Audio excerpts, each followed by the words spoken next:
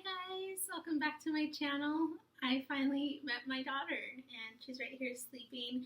I just tried this Moby wrap right now and she fell asleep like within seconds. So I would recommend this, I guess. I just had to YouTube it to learn how to put it on because I opened it and I was like, whoa. But if you YouTube it, it's really simple. So this is going to be my labor and delivery story for you guys, and then in another video I'll be writing the same thing. I just want to divide the videos up for you guys. It'll be just like what's going on, like my update with myself and with London. I wish I could show you her more, but she's sleeping. If you follow my Snapchat or Instagram, then you'll see her more. She has hair, so. She's sleepy. Okay, so let me go ahead and open my notes. So, as you guys know, or if you don't know, I delivered at St. Joseph's Hospital in Colorado, Denver, and I really loved my stay. I'd recommend it to my friends and family. Let's go ahead and get started. So, who was in the delivery room with me? It was my sister and my mom, and I had to be induced. I got induced on my birthday, January 6th, and I had to be there at 9 p.m. So I got to my room, and we didn't start the process till around 10:30. The room was very nice. You can just go on to their website to look at it. There's a YouTube video as well, or if you go on a tour, it's really, really nice. So I got all cozy in my room and everything. I was very nervous, so nervous. And I started at 10:30, and they immediately gave me an IV into my arm that stood in my arm like for the every single day that I was there. So I told you guys that I was dilated, I believe, at 1 centimeter, but when they checked me there, they said I was at 0.5. So I thought I was progressing, but I really wasn't. So I was at 0.5 centimeters, and when you go to get induced, they put a pill into your vagina. It's called the meso pill, and it basically gets your contractions going. So they put the meso pill into me, and I didn't progress in dilation. They came to check on me, but I started to get contractions at 1:37 a.m. in the morning. I made sure to put that down. I'd like to be precise with times, and I didn't take any drugs until 4:20 a.m. So I did the contractions without medicine for about 3 hours, and let me tell you, it hurts. They get stronger, they progress, and that's the reason why I took it, because I told her, I was like, are my contractions gonna get stronger? And she said yes, and she said the moment once you can't stay still anymore, they can't give you the epidural anymore. So I was like, just give it to me. But yeah, my contractions. What helped me was breathing really slow and then thinking of my cat purring on my chest, because that's relaxing to me. But my contractions were really close together. I would say they probably were like 30 seconds apart. I had really strong contractions for my entire labor. I put down that I wish I could have recorded myself having the contractions for you guys, because I was going to record the whole thing for you, but there's a reason why I didn't. Because I had a C-section, what I feared the whole time. I had a beautiful pregnancy, and then the one thing that I was fearing happened. But now that it's over with, I'm okay with it. I'm happy. I'm actually happier that I had a C-section, and I'll explain why later. But yeah, me and my baby we're good, and and she's healthy. So I can't ask for more than that. Yeah, no video of that, and so once I got the epidural, they checked me, and I dilated to 4 centimeters, so that's good progress.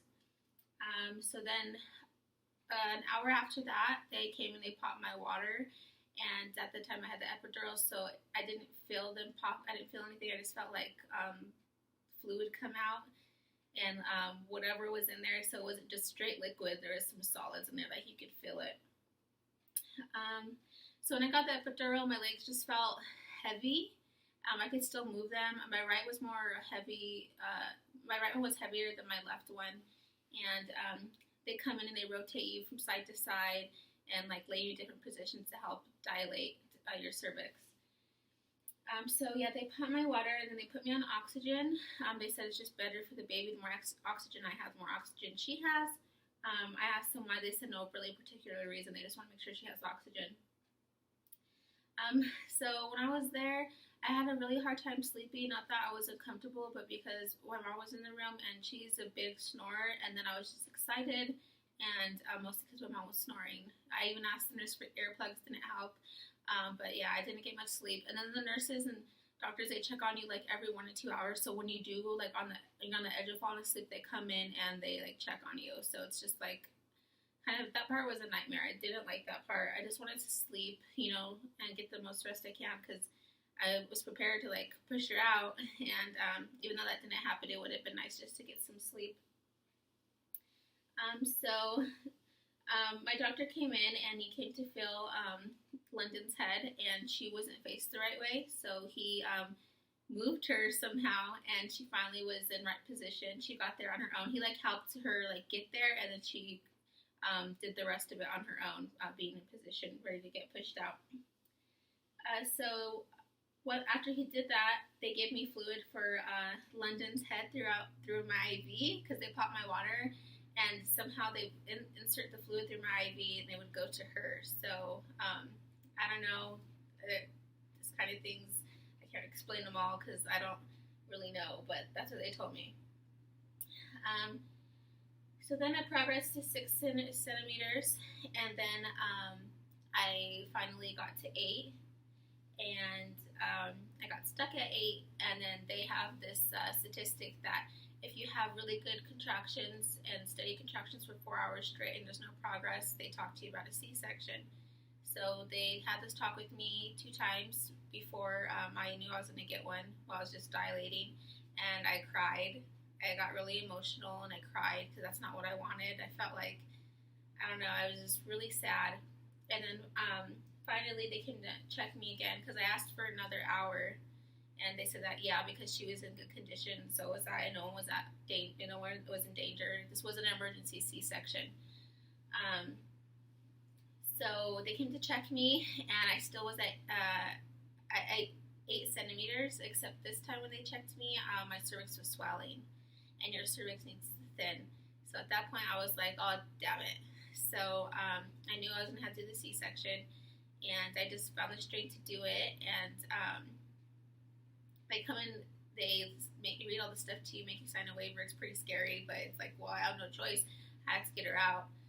So they came in, and they started getting me ready to go into the surgery room, and you can only bring one person, and I chose to bring my mother. I would have brought my sister, but I don't want to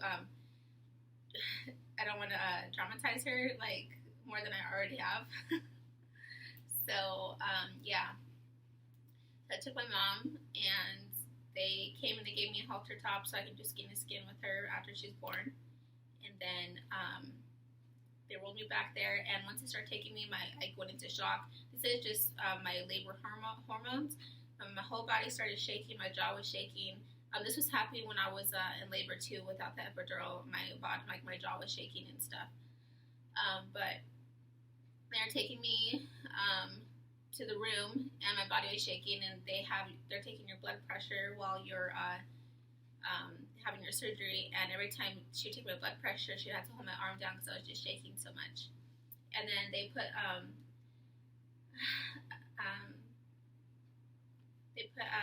curtain in front of you so you can't really see them. You can't see them at all, actually, going in on you, doing their thing. And they gave me even more medicine, some other kind of epidural. And when they cut into you, it feels literally, if you go like this is what it feels like. Like you can feel the pressure, but you can't feel what they're doing. Let's see. I also put down that when I had the shakes, all of a sudden I got sleepy. Like I was just like, I didn't feel like drugged up, but I just felt so tired. I was like, oh my gosh, this is it, and I have no energy like to even like enjoy this. And the shaking, I just had like a lot of anxiety. But what's really cool is that when they are pulling out your baby, you can like feel your baby's body, and like when they're tugging it, like you feel it. And I heard, and then the nurse was like, all right, or the doctor was like, all right, here comes the head. And I felt her come out, and then she started crying. And at that moment, I didn't feel tired anymore. My shakes went away, and I was just very happy.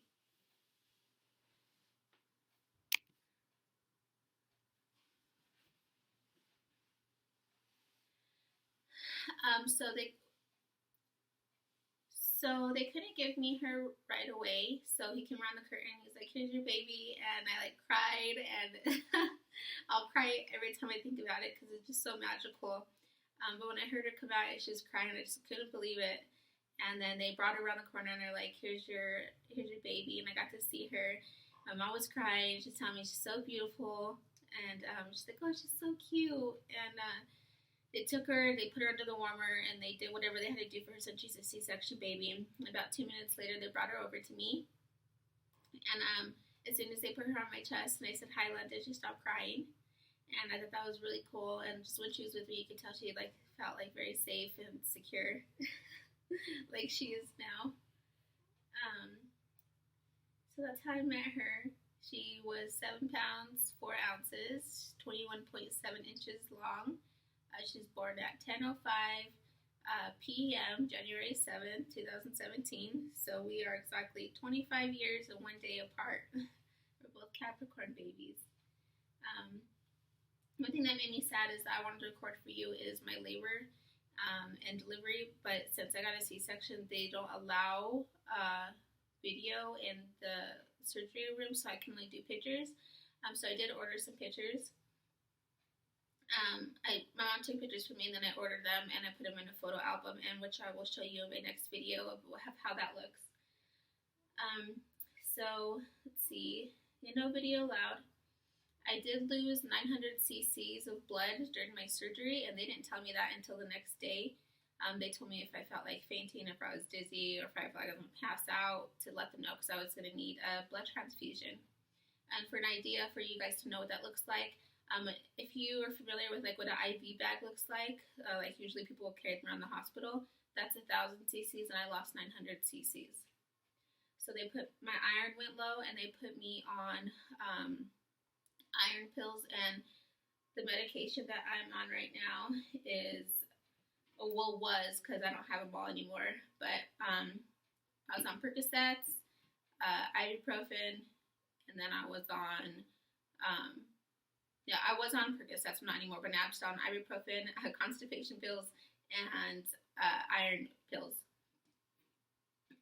So I didn't have a bathroom stall for 5 days. So if I would have exceeded that, I would have gone into doctors. But I'm pretty sure that this is with vaginal too, but when you go to the bathroom, like just the thought of pushing, you think like everything's gonna fall out and like you're just gonna die. So it's like really scary to go to the restroom.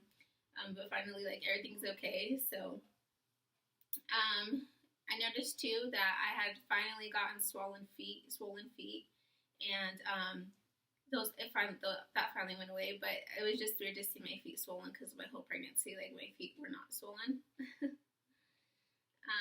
Let's see. How was my stay? My stay was great. I liked it. I mean, there was like one thing that made me feel discouraged about what the doctor said, but I got over it. Oh, and by the way, my doctor that delivered her, his name's Dr. Chow, but I had 2 other doctors that were like, I don't want to say practicing, but like he was training them, so to do like my incision, but they did a good job. Everything looks good. I finally can like get up and like move and bend over. Before I couldn't. It really hurts, like laughing, sneezing, coughing. It all hurts, like, but now I can do those things. Now when I sneeze, it feels like it's gonna hurt, but I stop my sneeze because I'm just afraid that it's like gonna tear. Like I don't want my scar to like be too stretched out. I had lots of visitors that came to see her. We got lots of flowers and lots of love from family and friends. I went home on day 3, but I was in the hospital for a total of 4 days because I was in labor for 24 hours. And then I stayed for 3 days, and they asked me if I wanted to stay. They asked me if I wanted to go home on the 2nd day. I said no. And then I stayed the 3rd day, and they were like, well, do you want to stay for the 4th day? And I was like, no, I'm ready to go home. And when I went home, When we're on the way to go home, I started crying because, you know, that was my experience of meeting my daughter, and it was really special, and I'm really happy. And now that I'm a mom, it's like the greatest gift ever, and I just love her so much. She's such a good baby, and I think she's been fussy probably like once or twice with me so far, but it's so worth it. She's great. She's a good baby.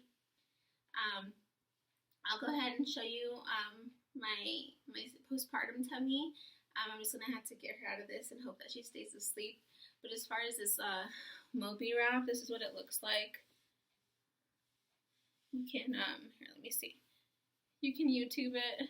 I'll tell you how to put it on. She shouldn't be this low, but I figured we're at home. She looks safe, so she's fine. Like, yeah, I think she's good. This is great. I love this thing, but I would recommend probably not to get it in black because lint. They have like a beige one, I believe, so I probably want to go get that one because I don't like lint. I mean, I have a lint roller and everything, but yeah. But anyways, let me go ahead and try to put her down so you guys can see my postpartum tummy. Okay, so we're going to go ahead and look at, you can kind of see where they did my incisions pretty low. So this is the front. She just farted. So I don't really like the front view yet because I like having this extra fat, but I'm pretty happy with like how my side view looks. I still need to give myself time to heal, so I shouldn't be too hard on myself. But yeah, this is my tummy. I'm gonna come close.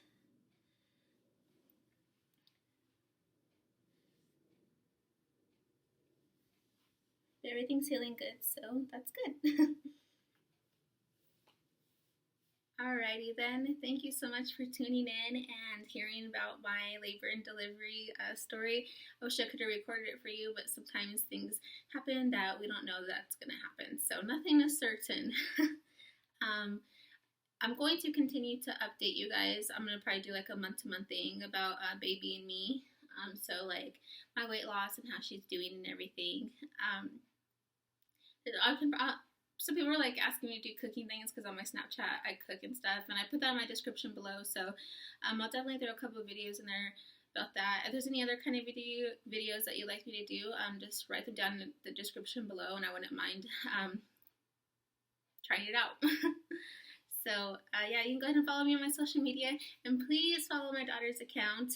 It's at Baby London Nevaeh, and that's on Instagram. Other than that, you can go ahead and thumbs up this video, you can subscribe, and thank you so much for tuning into my channel.